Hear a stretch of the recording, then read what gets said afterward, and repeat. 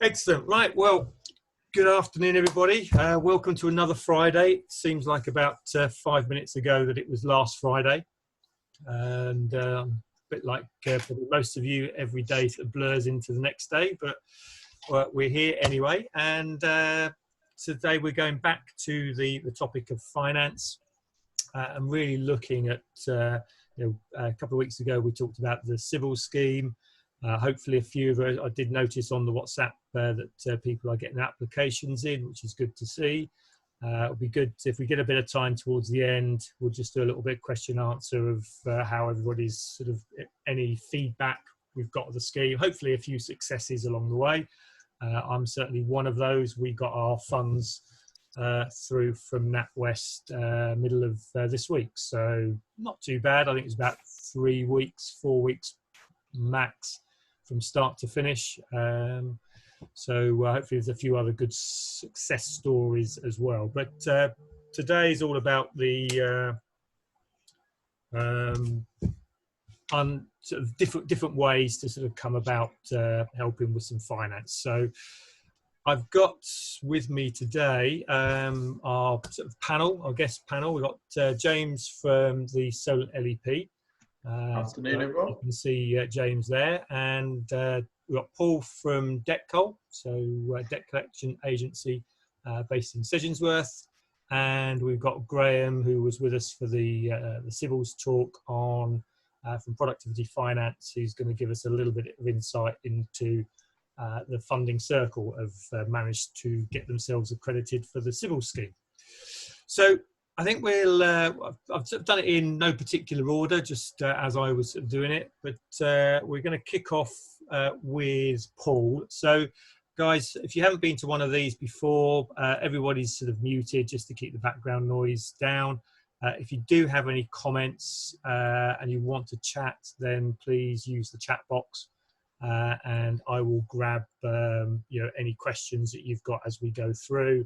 And then, as I say, if we've got a bit of time towards the end, then we'll have a bit of a Q&A session as well. So, chat box is the best way to do it. If you don't know where that is, should be in your main panel under the More, or just do Alt-H will actually open it up. So, if you want to get your chat box there, I'll type in just so it should come up for everybody.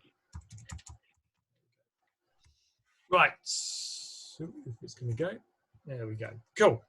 So over to Paul, really. Paul, I've worked with for a number of years now. It's helped a lot of my clients with their debt collection. And I've always said to people, look, debt collection, bringing the debt collectors in shouldn't be the last step. It's a step in your process. And for a lot of us, our clients are quite personal. We've got relationships with them.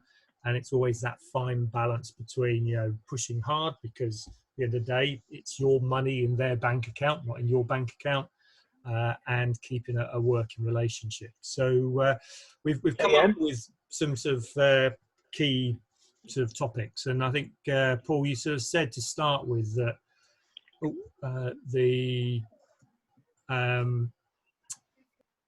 looking at things that you can do now, but also things you can do in the future as well is key for this. So do you want to just kick us off with where you were coming from for that? Yeah, thanks, Kevin. Good afternoon, everyone. I think there's one thing that perhaps not all of us, but a lot of us have learned from the current pandemic is actually how fragile all our businesses are financially when we've got no income coming in. And I do think the government has done a fantastic job with all the what's been available. Job retention scheme, I mean, it's been massive. But I think the one thing that perhaps comes out of it for my profession is actually how much people are almost hand to mouth with cash in their business and it going out immediately. And perhaps it's always struck me in all the years that I've been doing this that how many businesses have cash tied up in debt and don't get that money in, which allows people to pay their own bills from payments from their customers rather than using their own their own cash. And I certainly think that people's attitude to cash in their business will change as a result of what's been going on in the last few weeks and months.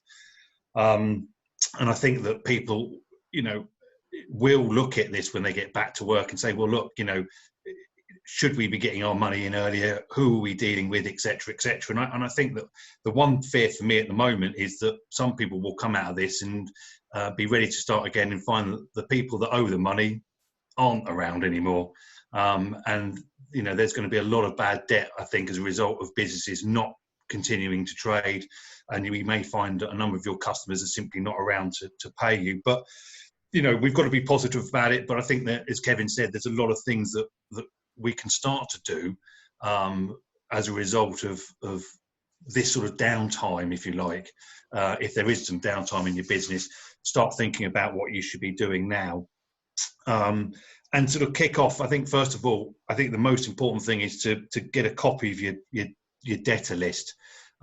Start going through it, understand who owes you money, how long it's been outstanding, and then, really decide, who you need to be in communication with, who's important on that list, who owes you the most money, who doesn't pay you,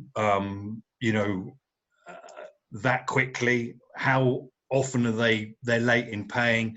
So I think that, that Kevin's putting some pointers up now, I think that you can see, but I think, regular communication is going to be key, particularly with your customers, your main customers, and those that owe you the most money. The other thing is that it's quite difficult at this moment in time to know who to speak to, because a lot of people are either furloughed. Certainly that's the case in our jobs, that a lot of the credit controllers have been furloughed.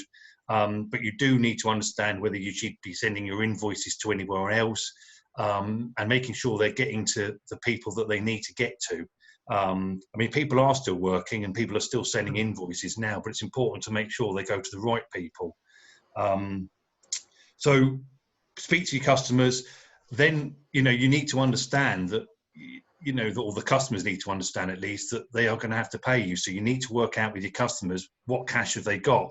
What is their current financial position? And are they going to be able to pay you? Now, you may need to look at negotiating with them. You may need to extend periods of payment, but you'll never know unless you speak to customers. And at the worst thing you can do at this moment in time is do nothing. Yeah. And just hope that you're going to go, when we all go back to work in a couple of weeks or a few months' time, that people are just going to start paying you, because they're not. What's going to happen is they're going to go back and they're going to decide who they need to pay, because they're not going to be able to pay everybody. They themselves are going to have some cash flow difficulties. They themselves have got customers that haven't paid them. And, whilst you've got to be, reasonable, you've also got to be pretty hard-nosed about this, because there will be people that they'll pay if you're not asking for your money. And what you don't want to find out is that they then turn around to say, well, we've paid everybody we could, and I'm afraid that you're at the bottom of the pile, and either you're now going to have to wait, or worse, we've run out of money completely, and we're not going to be able to pay you. And I think that is one of the big things that all of these things are relevant irrespective of a crisis like this, but they just become more relevant at times like this. And one of those is, every business has money to pay somebody. So if they didn't have any business to pay anybody, then you would get a letter through and saying they're insolvent and the administrators are in. But they've got money to pay somebody. It's just they're choosing not to pay you. And I've always said, he who shouts loudest gets paid first. So I think your point there, certainly number one is, you should be looking at your debtor list all the time anyway. But now, I'm actually recommending you go through and categorize your debtors, look line by line and actually rank them and say, look, on a scale of 1 to 10, where's my money safe? And okay, if they delay a month or so, that's okay. But, in a month or so's time, they are the most likely to pay me, and where's my risky areas? And then, as you say, with all of them, but certainly the riskier ones, they're the ones you've got to communicate to the most. You've got to be, if they're talking to you, then you've got a fair chance of getting your money. If they go silent and you hear nothing, that's when generally I start to worry, because it generally shows a sign of, they've lost control, they don't know, they're embarrassed, and like anything, if you don't have communication, then it's very difficult to to get anywhere with it. And any sort of tips for actually getting hold of, I know you said there about finding people who are furloughed, but any tips to actually find those people and actually get them to speak to you? Well, it is difficult. I think generally speaking, I think most people are either the emails are being forwarded, or you're getting an automated response. But ultimately, what you do need to do is find out who's in charge. I mean, Yeah. There are, even as staff, you can find director details. You should, to be brutally honest, Kevin, you should have them anyway. Yeah. Just because you're dealing with the credit control or the accounts team doesn't mean that you shouldn't have access, or you shouldn't in the first place have access to the key decision makers within your customers' organisations. So you ought to have known who the directors are, how you get hold of them, direct dials, email addresses, mobile telephone numbers. But a lot of those things can still be found online. Website addresses, LinkedIn can be used to get hold of people, send messages, and that sort of thing. So there are ways that we through our business get hold of that information to find the director's details at company's house and that sort of thing. So there are ways of doing that. It's a little bit like closing the gate as the horse is bolted type thing, but I mean it can still be done. But I think the message out of all of that is everybody ought to know who the key decision makers are in their customers' businesses in the first instance. But if you don't know that, it's still possible to find that information. Yeah, and I think one of those keys. It still amazes me how many directors still have their home addresses on company's house. And you don't have to, but if you go onto the company's house website and you check the director's details, often it's actually their personal address on there. So if you are really worried about payment, then that is a way. You can always write them a letter at their house. But finding them on LinkedIn, they may not be working actually physically in the office, but they're generally going to be connected to some form of electronic communication. So that is key, is to have that information. And the other thing I always say is, when you do get to talk to them, it's really looking at sometimes the language, because it is difficult for us all. I hate chasing money. It's I've got a personal relationship with my clients, and on one hand I've got to be doing the coaching, on the other hand you do feel like you've got to collect the money as well. And that's why it's great to have somebody that's not you actually doing that, because it takes that personal thing out. But when you are, sometimes the language that you use, if you go back to NLP, neuro-linguistic programming, that the language we use can stimulate a different type of response. So if you go in there saying, "Are you going to pay me?"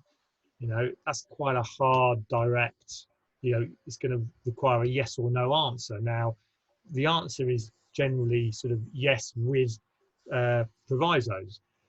If you change that with how are you going to clear this debt over the next 3 months, that in effect allows them to then think of different ways to do this. And I think even if you've got that, if you're not going to get it all in one go, to say that how can we get this debt down over the next few months, come up with a payment term. If they say they're going to pay in installments, make sure that they're down to dates, specific actual dates, so that you can make a note of it and say, look, if it's not in there, is it okay if I give you a call back? Because what it does, it gets them to actually think about it. Actually, yes, there's somebody here going to hold me accountable, and I'd rather not have that phone call, so you'll get paid over somebody else. And that's really what we're doing in this time. It's, again, he who shouts loudest gets paid first. So you've got to make sure you're one of the, not a bit of a pain in the backside, but a pleasant one, if there is such a thing. So what about sort of, what are you thinking about these agreed sort of extended paid terms? Any sort of tips on that? Well, I think that you've covered a little bit of that just then, but I think that this idea that, I mean, we when we're collecting money for our clients, it's not always possible that for the debtor to pay in one go, and very often it's because of a failure of breakdown of communication, because the clients or the customers are very willing normally to pay something. It's just that people really struggle with that conversation, Kevin, and people don't ask the right questions. So, it is a question of saying to someone, well, if you can't pay today, how much can you pay today? It's not a question of that's not a closed answer. Insofar as that it raises another question. If if you do £10,000 on a Friday and the client hasn't got it, then the question you ask is, well, how much of that can you pay today? And get an answer from them, because if you ask that open question rather than can you pay or can't you pay, then you're more likely to enter into a conversation with them.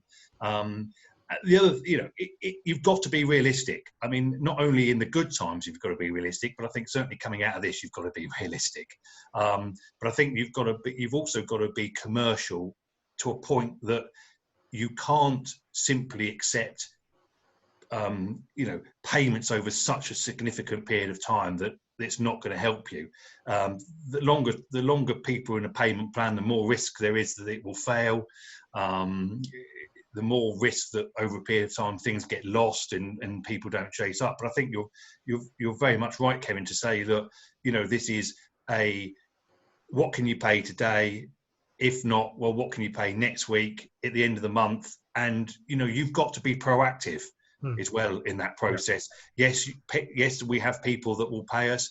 I mean, it doesn't always happen because some people are reluctant, but if people are paying on debit or credit cards, you can, with their permission, keep the card details and process that yourself in the absence of people. We do that a great deal with people who allow us to have their secure credit card payments, and we take payments from credit cards each week or each month without having to go back to them. It always helps.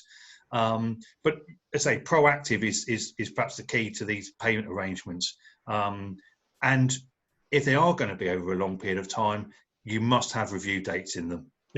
If someone's talking about paying you over a year or perhaps even more, then you've got to be saying to people, well, look, that's okay. In our own business at the moment with the customers that we're dealing with, we've made a sort of a general agreement across the board to accept reduced payments for April and May. We didn't go beyond that. So we didn't say to someone, if they were paying £500 a month and have come back and said, can we pay £250 a month? We have agreed to that, but we've said for April and May only. Because we're hoping that people will get back to the £500 a month, at some other point. So I think that the point there is that if you're agreeing quite extended payment terms, make sure you've got the ability to come back and review that. Because otherwise, if people are picking up, they'd be quite happily paying you £50 a month forever if there's no requirement to increase it. And it is setting that sort of deadline in their head that this is due to be paid. I mean, it's due now, but I am basically lending you this money for the next month or so. I mean, you'd never get a loan from the bank without an end date on the payment terms. Just have the money, for as long as you want. No, there'll always be a set date in there that it has to be repaid by. So you need to set that. And the other thing I would always say is whatever you agree verbally, make sure you back it up with in writing. So, ping them an email just to confirm the terms, because you do need that audit trail and something to come back to later on. So what about things that people can do? That is some of the things you came up with for the future. So any of those that, you really think people should focus on? Yeah, just before we get back there, if we can just flick one back before that, the important that not that this is. I mean, this is perhaps to some extent everything we've said is important, but resolving disputes and queries now is really very key, because we find as a business that actually the reason people don't get paid a lot of the time is because they've not resolved disputes or queries on the account, and actually people do not like conflict. Most people don't. Most people say, I love it, but most people don't like it. And I think that where a lot of businesses fall down is that they can't get their head around dealing with disputes. And then it never gets done. Then after 3 months, you can't get to it. After 6 months, you feel embarrassed to deal with it, and then any time afterwards, it's completely forgotten. It goes off the radar, and it's never resolved, and you never get paid. Yeah. And yet, what you need to do in those circumstances is think about what you would accept as a settlement, because we often are instructed by clients to collect, say, £10,000 on issues. For example, we've had a case just last week where there were some double glazing issues. There were some issues, the windows didn't fit. There were a bit of an argument. It was about £10,000. They were clearly looking for something off to get the matter resolved. They offered £9,000. You go back to the client and said, well, if they did that a year ago, I would have taken it. But the only reason they haven't got it resolved is because they've not had the conversation. And therefore resolving disputes. If people have got time now, go back through your list, really make an effort to resolve the disputes and queries now, because you'll be very surprised how much people will still want to pay you if you just knock a bit off. And that's key. So just want to go back to that, Kevin, if I could. No, I had a case many years ago of we were owed £250,000 over a period of 3 months, invoices that hadn't been paid, and we kept on chasing. It was silence, and we ended up getting up to the chief director, and when it came to it, to find out why this wasn't being paid, it was because one invoice hadn't been agreed. So one invoice out of, probably, I think it was about 500 odd invoices, had been disputed, and that had held all of the other invoices up. And it's things like that. You've got to, if you don't speak to these people and find out what it is, it's costing you a fortune. So it's a very, looking forwards then to what people can do,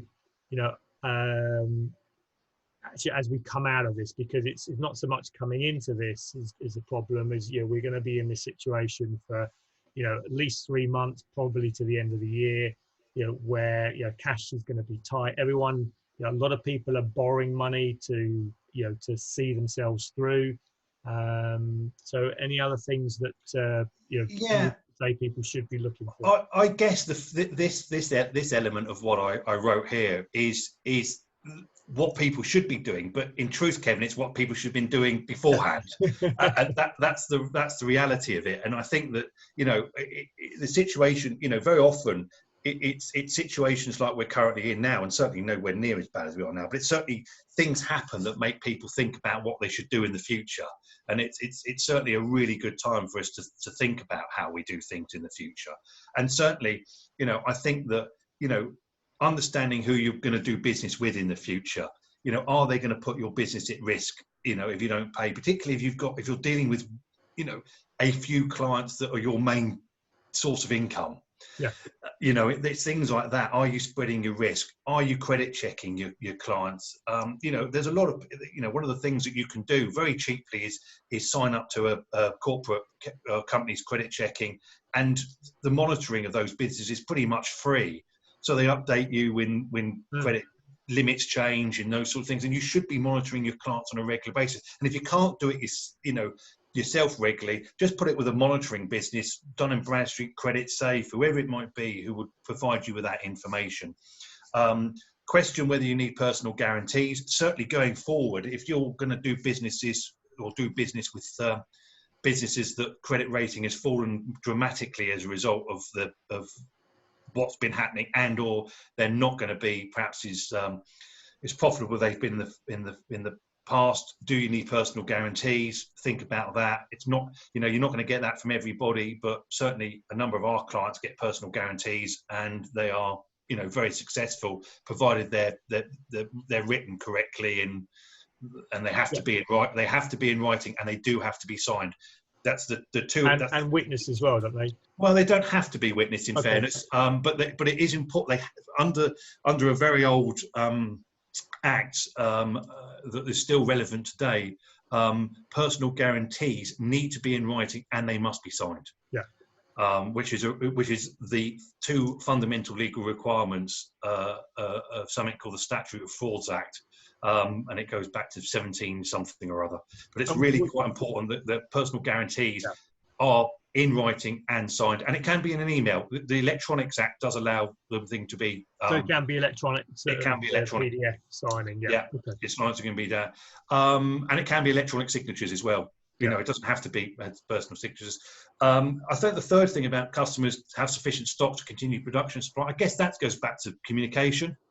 So that's pretty much communication. Yeah. I've put about vulnerable customers. I don't know how many people on this conference deal with individuals, consumers, but you will find that those that are dealing with consumers, when they come out of this, there will be more vulnerable consumers around.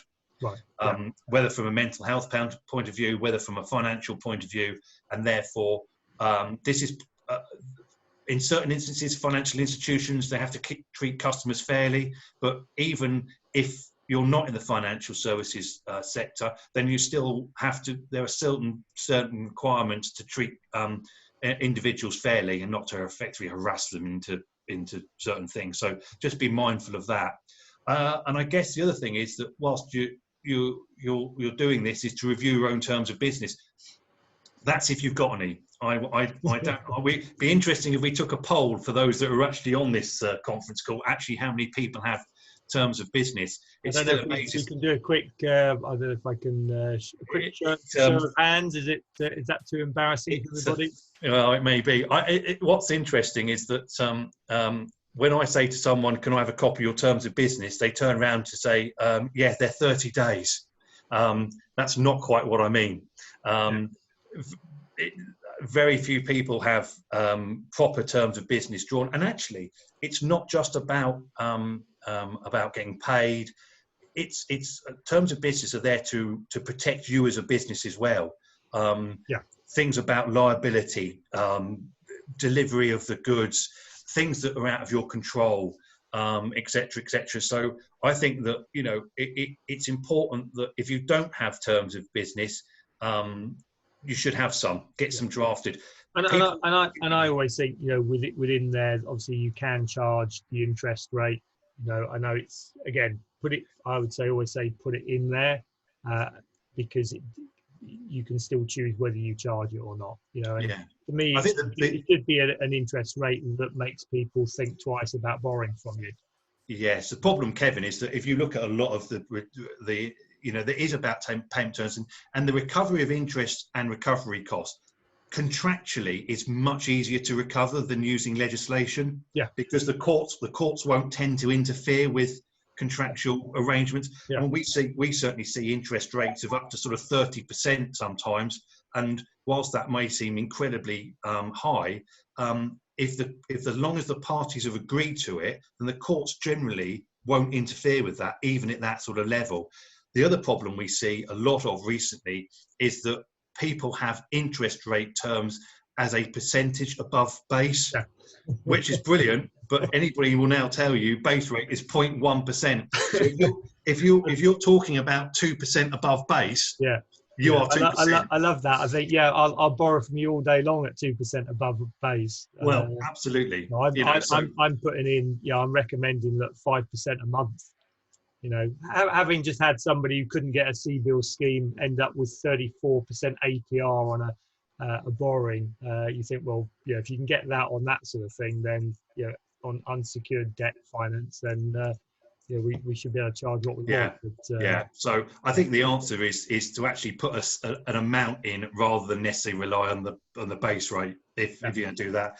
And then, sorry, Kevin, just that final thing on the thing, which is important. I think out of all of this, make sure you write a credit policy. This is no different from a business plan or anything else you should have in your business. Write a credit policy and follow it. What letters are you sending out? What's the timetable? Who's sending them? What's the follow-up? Is it follow-up by email? Is it follow-up call? And importantly, once you've written to it, disseminate it across the business so everybody knows what it is. And don't write it and then stick it in the drawer. Use it, and actually there should be very few exceptions for any of your customers on a credit policy. So the important thing is write a credit policy. There's bits that I can help you with that, or there's plenty of people out on the internet that have written credit policies before. You can copy one, you can find one somewhere. Make sure you've got a credit policy, and importantly, follow it. So that's my sort of tips for the future, Kevin. And I think write it, and then ideally train somebody else to use it, because certainly as a business owner there is that emotional attachment, whereas if you get somebody else that isn't emotionally attached to the client, then they'll just follow your process. And the one thing I would say in that policy, in that process, make sure you've got a very clear point when it gets handed over to debt collector. Again, as I said at the start, don't leave it to the last minute. Get you guys involved early on, because you've got the best chance of success then. Leave it too late, and it's often too late to actually sort of to get anything at all. So don't be scared to get debt collectors involved. It's not big dogs and sticks anymore. It's all professionally done, and can continue ensure that relationship sort of works thereon. So cool. Good. And our survey says 100% of the people that have terms and conditions have terms and conditions. So there you go. But in our survey of 3, does that mean the others haven't? Does that mean the others didn't have any? Got it. So I'm sure they have. They're just too enthralled with what we're talking about to go. So brilliant. No, I appreciate that, Paul. And guys, if you've got any questions, during the rest of this, then just write them in the chat box, and we'll bring Paul back at towards the end. So I'm going to unmute Graham, and Paul's surname is Davies. Paul, do you want to just put something in the chat box, and then people can reply to you directly if they want to? So if you want to message anybody personally, just down the bottom, rather than say everyone, just choose who you want to message to. So that'll be great. So cool. So last time Graham was on, we were talking about the banks and the civil scheme. We've been sort of waiting, I wouldn't say with bated breath, Graham, about what Funding Circle we're going to do, but there was some good news this week that Funding Circle had been approved. Do you want to just give a bit of an overview for the changes in the way Funding Circle are working now in order to be able to give the civils loans? Yeah, if you don't mind, Kevin, I'll just pick up on a couple of things from Paul, actually, just to sort of cross those off and sort of, make it almost like seamless. So he was talking about businesses with cash. So a recent survey from the BBC confirmed that less than 16% of businesses had enough cash to survive 1 month. Yeah. And only 37% of business had more cash to survive for more than 3 months. Right. So as we're entering now sort of the middle of the 2nd month, potentially into the 3rd month, theoretically 63% of businesses without cash coming into the business because the tills aren't open, yep, are going to be struggling. So, basically it's 2/3 of all businesses in the country, which is quite a frightening kind of statistic. Allied to the CBILs scheme, which started with a great fanfare, and I don't think I'm kind of giving anyone anything that we haven't heard, but only around about 2% of the CBILs applications have gone through and been approved. So of the hundreds of thousands, literally it's just a small number of thousands. So once again, 67% of businesses haven't got enough cash, and those applying for it aren't getting it, which I think really kind of, so we had CBILs 1, we had CBILs 2, and now theoretically I think Rishi's looking at CBILs 3, whereby the government will pick up 100% of the debt if it goes bad, for certain criteria. Once again, then those criteria aren't out and published, but any lender that gets 100% of lending guaranteed, does that open the doors more, or does that mean they're going to be checked somewhere, because otherwise it's whatever. And coming back to Paul's last thing, about vulnerable customers, we as a lender, obviously regulated, treating customers fairly. So we now have to treat anyone applying for CBILs facilities as a vulnerable customer, simply because clearly their business is in a vulnerable state of affairs. So anyone that says you're not, I think is sort of missing the point here. So with that, you can see that where the cash should be, there isn't any cash coming through. So last Friday, I'm an appointed rep of AFS Synergy. So it's one of the largest commercial broking appointed rep networks in the country. And we've got a great relationship, or our MD's got a great relationship with the MD of Funding Circle. So we've been approved to roll out this new scheme from Funding Circle. There are another couple of networks involved, I believe, but it won't go mass market. So whereas in the past Funding Circle have advertised, and I've seen adverts on the TV, apparently they won't be doing that. They won't be taking individual applications because of the vulnerability and all those kind of issues that they have to get to come through. So Funding Circle, in the background, they always took a PG, personal guarantee, on their lending, and to be an CBILs approved lender, you're not allowed to. So essentially what they've had to do is stand their model upside down and actually just reinvent themselves. So Funding Circle had peer-to-peer lenders, as in sort of small lenders, as in tens of millions, not hundreds of billions, giving them funds. They had a computer system which scraped sort of all the information from the company's house, debtors, things that Paul would deal with, as you mentioned, and they'd come back essentially with bank statements and other sort of things to say, yes, we will lend to this client with a personal guarantee at whatever the computer said on the rate. And that was really straightforward. There was no or very little human interaction, so it's pretty straightforward and pretty quick. So where CBILs, you do an application, your local relationship manager has a look at the application, he then sort of tarts it up to go to a regional office to get an agreement, they then come back. This system's computer generated, so it's very, very straightforward. So I've keyed Funding Circle applications through their portal, and literally you leave it, and within 24 hours, 48 hours, you get a yay or a nay. It's that straightforward. So in terms of processing, we're moving forward. Funding Circle have gone to institutional investors now, so we're talking about the hundreds of billions of guys, and they've got funding for CBILs loans. So it'll be a straightforward process, and their kind of criteria is very similar to what they were looking for, in the sense of companies trading for 3 years, i.e. 2 years accounts, 6 months bank statements, because clearly going now into second or third month, potentially forward, where the tills haven't been ringing, so the bank statements will look pretty rubbish. So the previous 3 months to this will show what was going through their accounts and so forth, and or potentially 2 quarters, the last 2 quarters of VAT payments as well, because that's a reality payment of what you're actually taking through.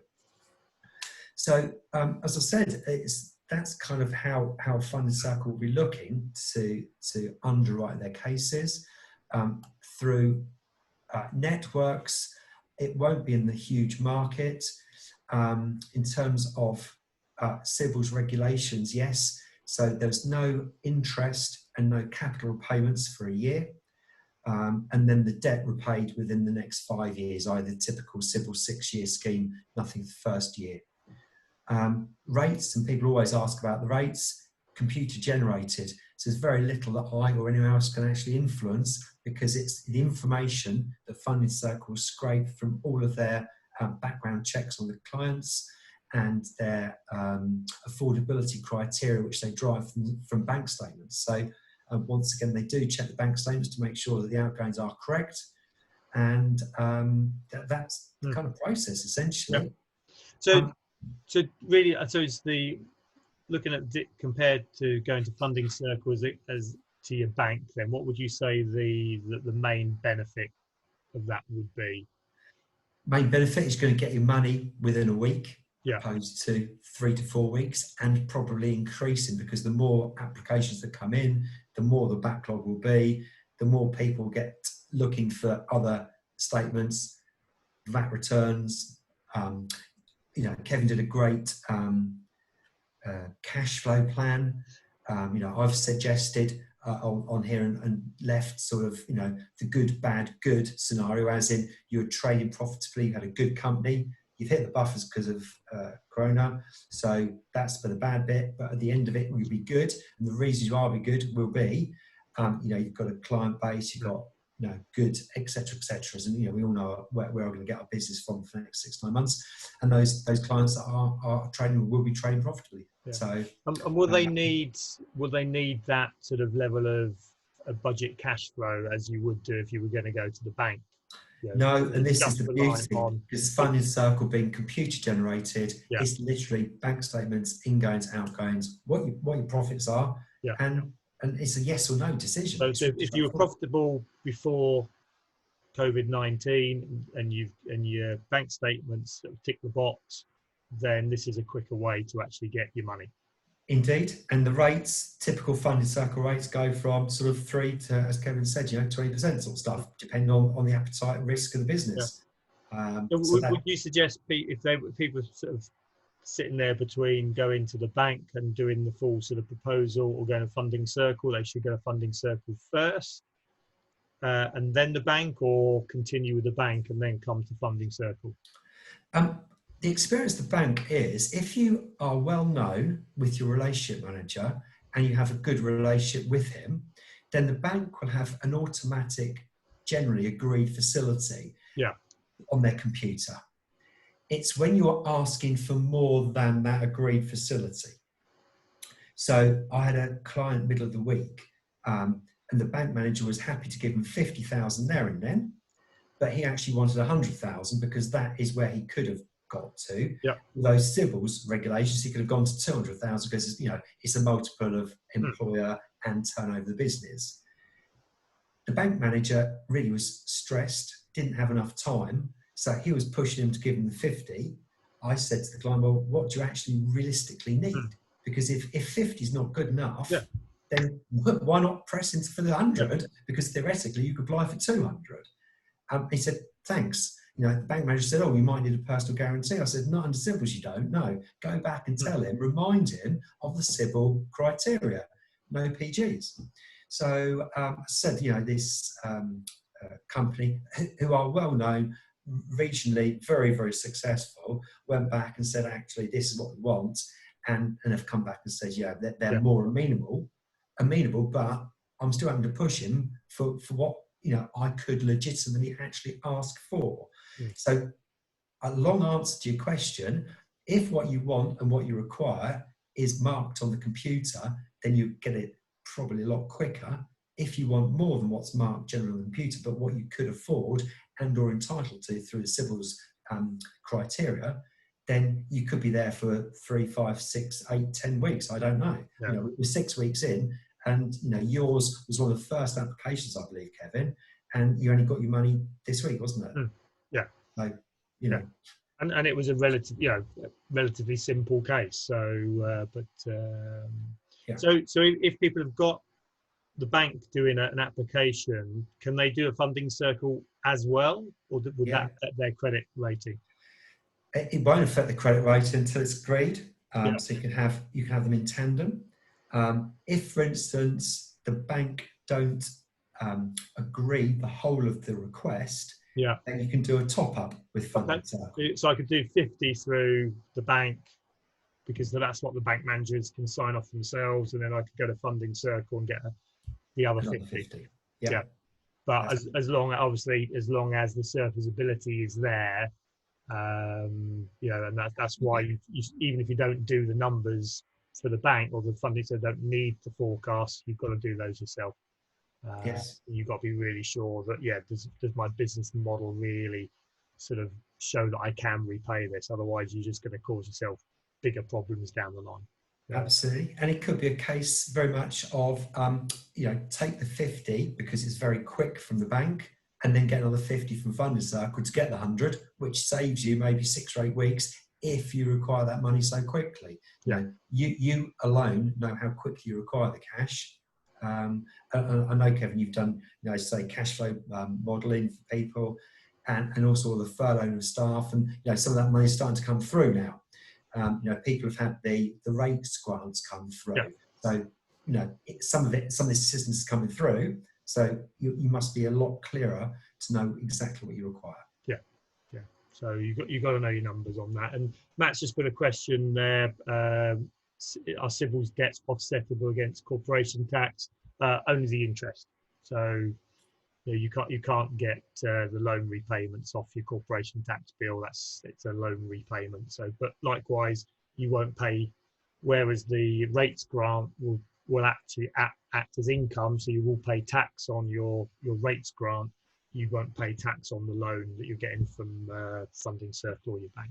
So, cool, great. Thank you very much, Graham. We appreciate that. And again, if anyone's got any other questions, either direct them directly through to Graham on the chat if it's a bit more personal, or put it on the group chat there, and we'll do that as we go through. Can I just say, Kevin, before I get Yeah. muted out, that I was meant to jump on a Zoom with Funding Circle this afternoon, my local sort of BDM. That hasn't happened, so I'm still working on the information I've garnered from last Friday and throughout the week. It is a movable feast, so just a caveat in there. I spoke to them this morning, and and I would say everything you've said is as it is at the moment. So the only thing I have heard, I would still recommend go through a broker, for all of this stuff, just to make sure your stuff is in line, or through your accountant, or pass it through me. It does seem that there are, if you have a relationship with a broker, do ask your broker about the Funding Circle scheme. Because I think as Graham said, going cold into it, you need that reality check. There is no, at least with the bank manager, there's a reality check when you go into the Funding Circle. If you went direct, you're pretty much on your own. Again, the vulnerability, you may not be making the best decisions long term. So please do get some sanity checks when you do ask for the funding. So, cool. So over to James then. Let's take James off of onto speaker. So for those that don't know anything about the Solent LEP, do you want to give a quick overview of, if you can, give a quick overview of what the LEP has been doing over the past few years? Afternoon, everyone. So a real quick sort of headline of who the LEP are. So our role is, in short, is to support sort of economic growth and activity, I suppose is the best way to put it at this point. And the country is split into, I think it's 36 or 37 LEP areas. So we have a responsibility for an area and a region. The Solent, as in LEP terms, is actually made up of 8 local authority areas. So Isle of Wight, Portsmouth, Southampton, New Forest, Eastleigh, Havant, Fareham and Gosport. So businesses that are located in them areas or have a significant impact in them areas then kind of fall under our remit of support, I suppose is the easiest way to put it. I suppose today what we're just here to talk about, one is the Pay It Forward fund scheme that we've launched, and I am able to give everyone a little bit of a heads up on our loan fund as well that we're about to launch. Do you want me to screen share? So I've got some ideas. If you want to screen share this, I'll stop mine and then you can take over.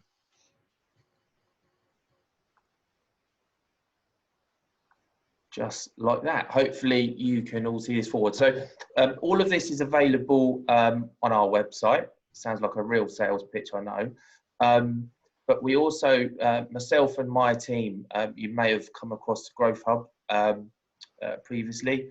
We're also a point of contact, and I'll quite happily share details of us and how you can get hold of us going forward. But we're the sort of first point of contact to help you with this. Now, I'm not going to go through this whole guidance. It isn't as big as some of you that do know the LEP are perhaps used to.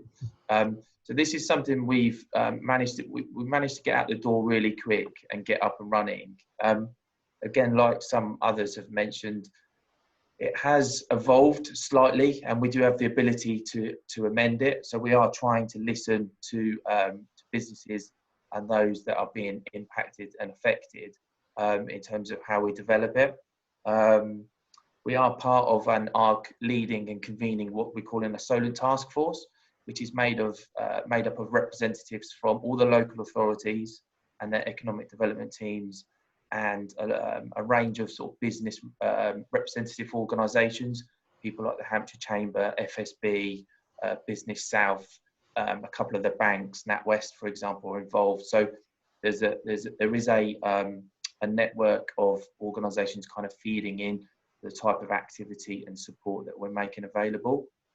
So I'm just going to pick out a little bit, a few bits, and I'm going to share kind of a few learnings as well in terms of a few businesses that have started to go through the programme. So the programme is available to micro and small businesses. So businesses from 1 to 49 people or employees. So as Kevin mentioned, Pay It Forward is a national campaign. So we have partnered with Crowdfunder. Our board have made available initially about £600,000 in total. That is essentially a match fund that we will contribute and split across the businesses. The maximum that a business can get is 5k from us, with the idea being we're trying to make that money go as far as possible.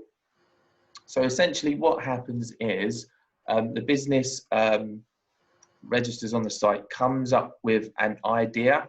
The idea is to generally pre-sell goods or services to your customers and client base. That could be family as well.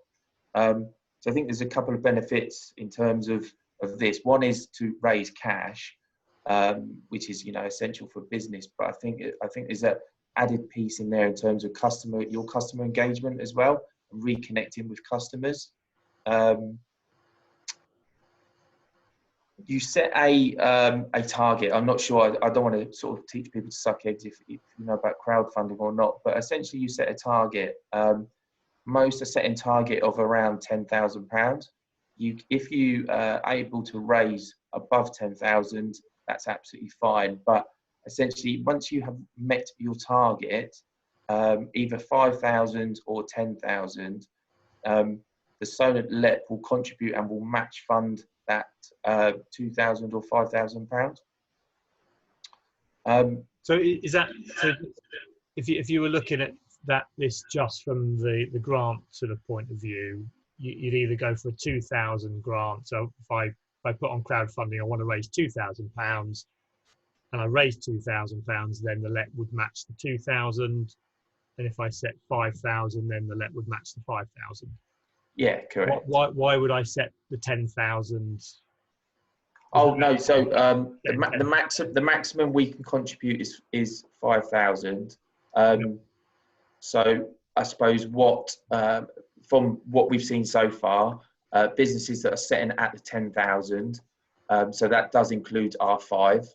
Okay. So I suppose I would just get trying to 5, and then you would put the 5 into the crowdfunding platform. Correct. Yeah. So they're just trying to maximise what they can get from us, I suppose, essentially. And how if I set it up and I get I set it for 10, I get 5,000, 10 people to invest 500 quid, and I've got my sort of my 10,000 or my 5,000.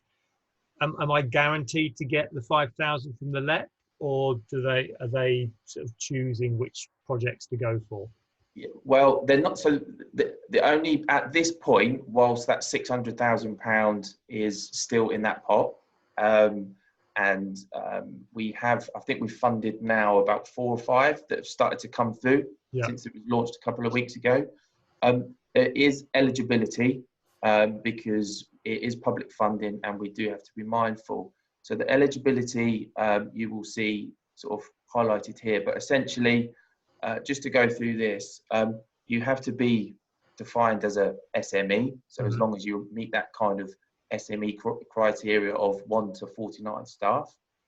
The second point is just to want to make this clear, because we have had this a couple of occasions where we put an existing business or a freelance or self-employed individual. Yeah. And I think the important bit just to note is that you have been operating for 12 months.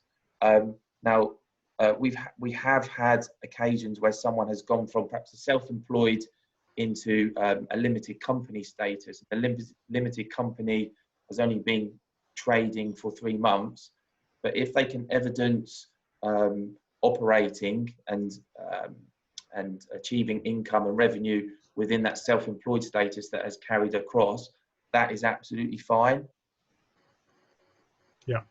But we've had a few points on the WhatsApp group of businesses that have only been going, just started up in the last 3 months, and therefore they've missed out on all the other grants. This still wouldn't apply to them then if they haven't been trading for 12 months. So at this point, no, it is being reviewed because we have had that feedback already. Yeah. So the team are looking at that. Okay. I don't know whether that will change, but the team are certainly looking at it. I think one of the concern is obviously for us to manage the risk of fraud. Yeah. And that, so hence why we're looking for them operating sort of 12 months costs. What are you looking as proof of that then, to prove that I have management a set of management accounts or something quite simple and easy to get hold of. And is it best for us to apply to you and say, look, we'd like to do this scheme and then set the crowdfunding up, or do we set the crowdfunding up and then apply? So you can go. So essentially, when you go onto the site, there are a set of questions that you'll be asked. You'll then have, as a business, we'll have contact and we'll have a relationship with crowdfunder.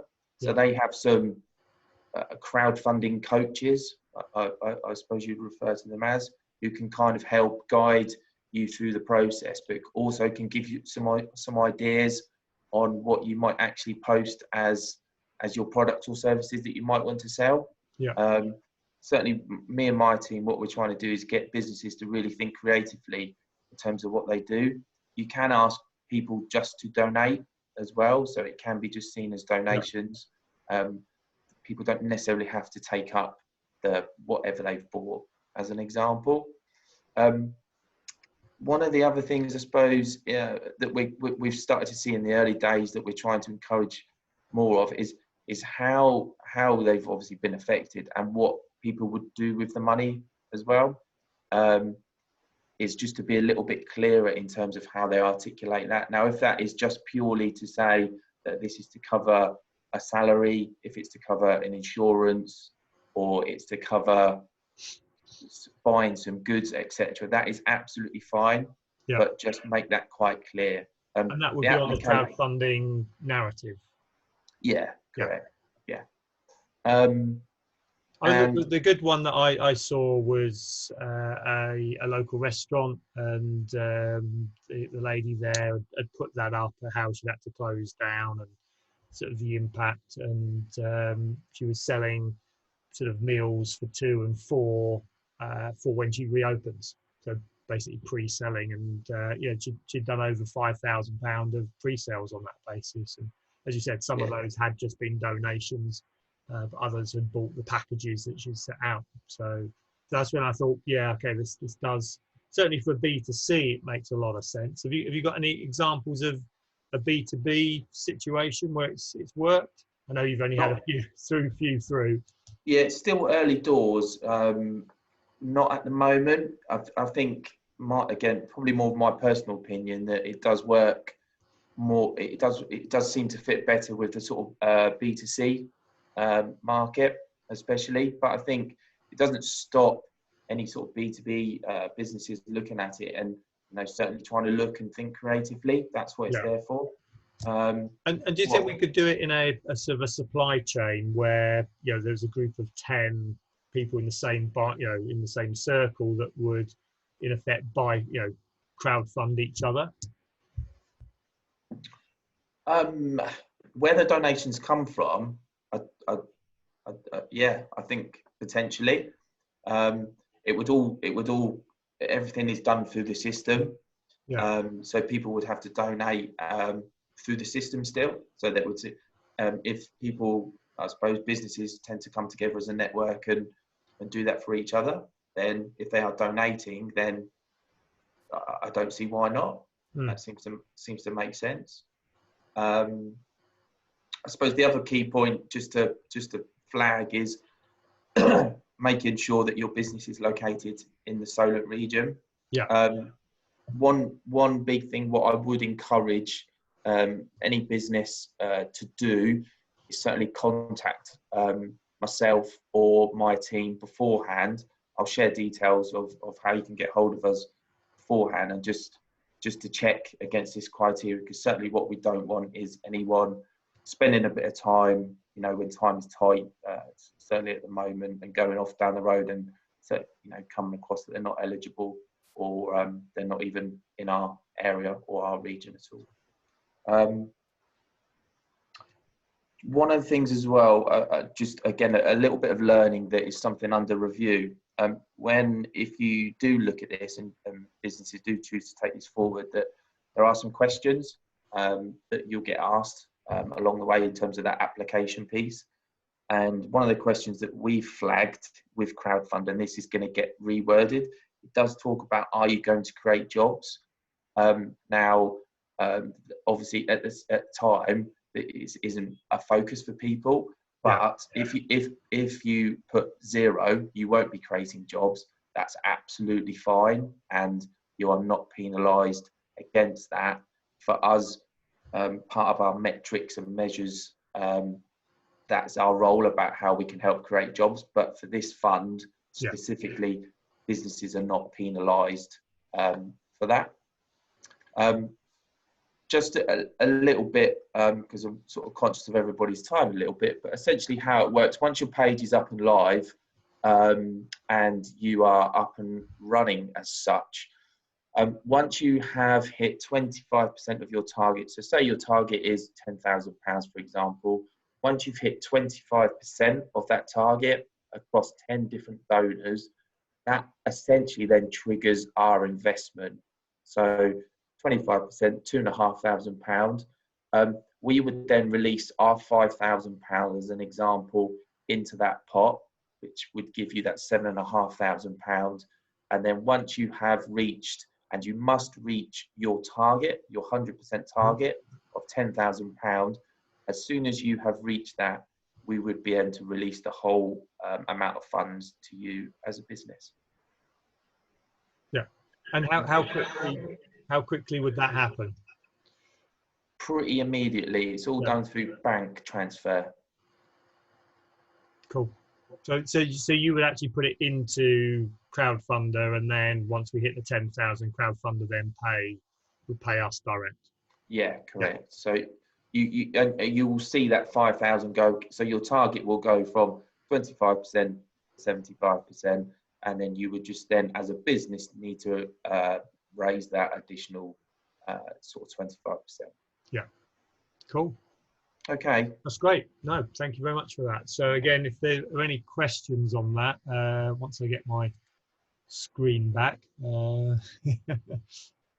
So do I need to I'm not too sure yet. Oh, stop share. There you go. Stop share. Okay, so let me share my screen again.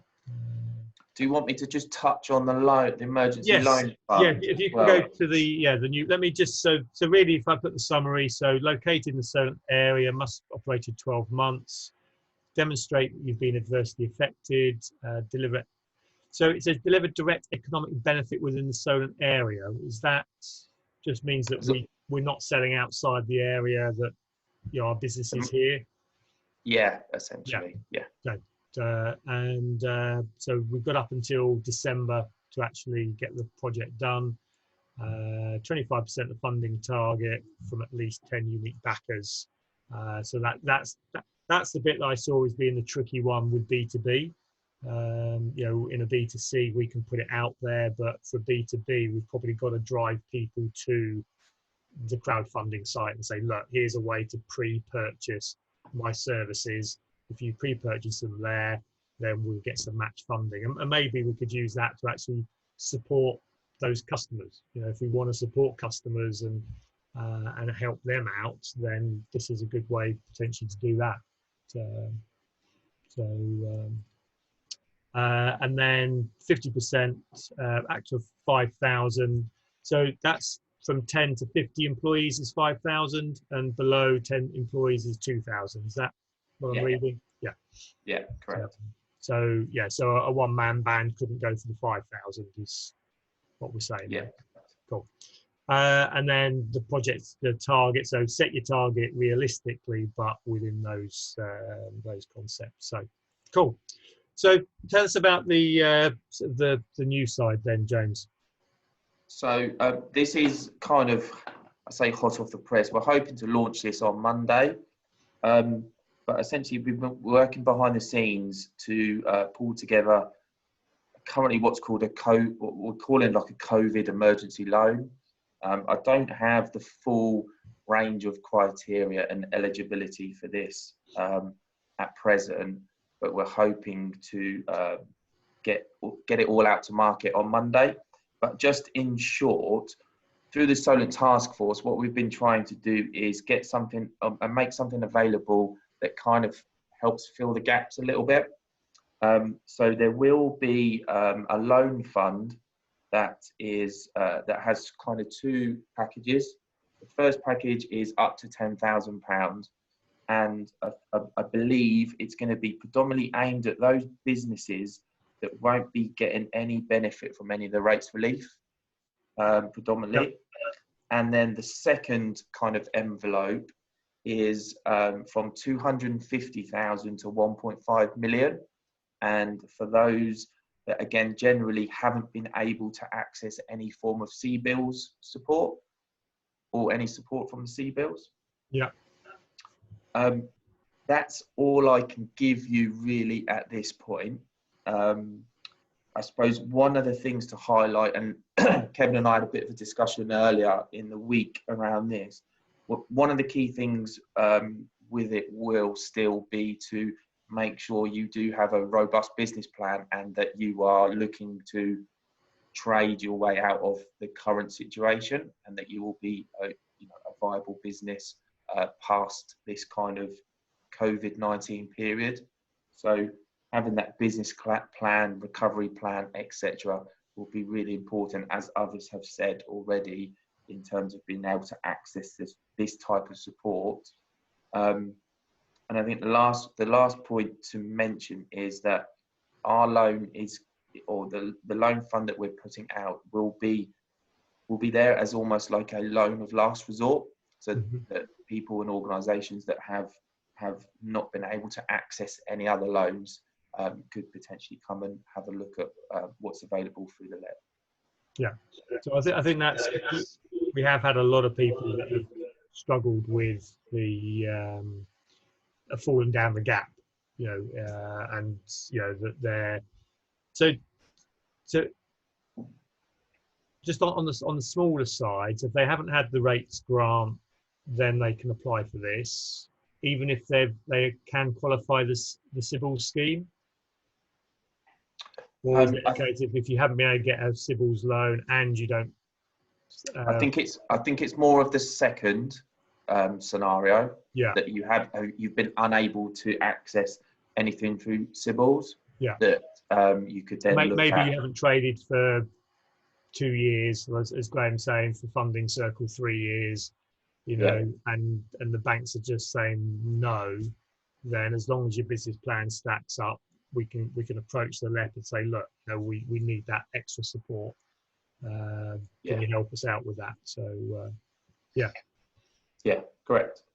Cool. And any ideas on sort of PGs and interest rates from that? There was a guidance. I'm not an expert, I must hold my hand up, but there's something around European rates. There's probably some others that could probably talk a little bit better than I can. We should know more of that in the next week or so. But So James has said he'll send me that, and we can put that onto the WhatsApp group as soon as we know a bit more details on it. So so that's great. So there's a couple of questions on that. Sort of I suppose it's more where we're investing in that sort of service. So if I bought, let's say Paul's service for some time in the future, and Paul then takes the money and then for some reason can't survive this and goes pop before the end of December, I'm assuming there's no security for me as that investor. That's my risk, isn't it, as a crowdfunder? Yeah. Personally, how I've been talking and explaining it to people is that if I was to use a cafe as a good example, that if I enjoyed going for breakfast at a certain cafe and they've had to close, and if I don't make a donation investment at this point through this period, that cafe might not even be there anyway. So I lose something potentially that I enjoy. And that's kind of how I've been trying to articulate it to people and get them to think about. So the answer is essentially the consumer would lose their investment. Yeah. Cool. Good. Well, thank you very much, James. That's really good. I mean, it is difficult to please everybody, and come up with these schemes as quickly, as we need to.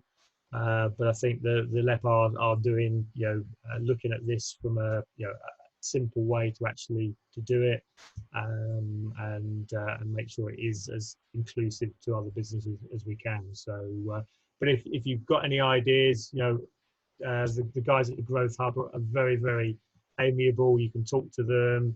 There are still other grants. I know there's still a manufacturing grant that's still available from those guys. So please, if you do think you're in an industry, it's always worth asking them, because there are other sources of finance as well that are around. So that's great.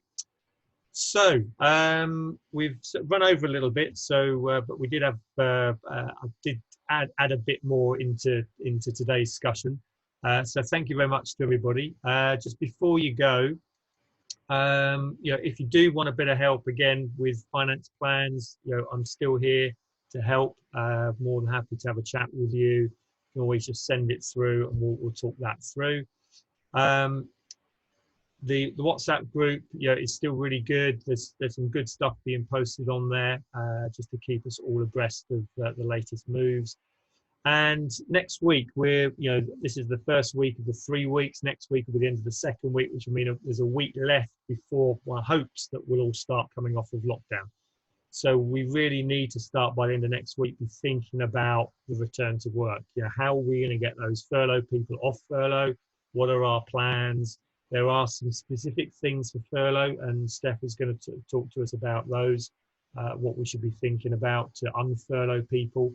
But there will also be cases where, we're going to unfurlough them in sort of by the end of June now, it's been extended, and we may not be bringing them back on. So there's some things we need to think about with that. And I've also, hopefully Miles is feeling much better now. So Miles is one of the top performance coaches, coached the Olympic team. So he's going to look at a bit on the sort of the mindset around that to give us some ideas. So we're looking forward to having him on the call next week. So thank you very much, guys. Really appreciate everything. And if you do want the WhatsApp group, please email me direct, because unfortunately the chat disappears and I won't remember who's asked. So please just send me an email, and I'll put you on the WhatsApp group. That'll be fine. And for those that like a bit of reading and like beer or wine, whatever your drink of choice is, I'm going to start a book club and beer, 5:30 in my garden. So in about 15 minutes, I'm going to take the laptop into the garden, and we're going to have a business summary each week, which I'll send out to anyone that's interested. And then it's literally no more than half an hour's reading. And then we'll have just a lazy sort of drink and a chat over some interesting business reading. So please, if you do want to join us for that, again, ping me an email and I'll see if I can get the report to you as soon as I can. So thanks to everybody.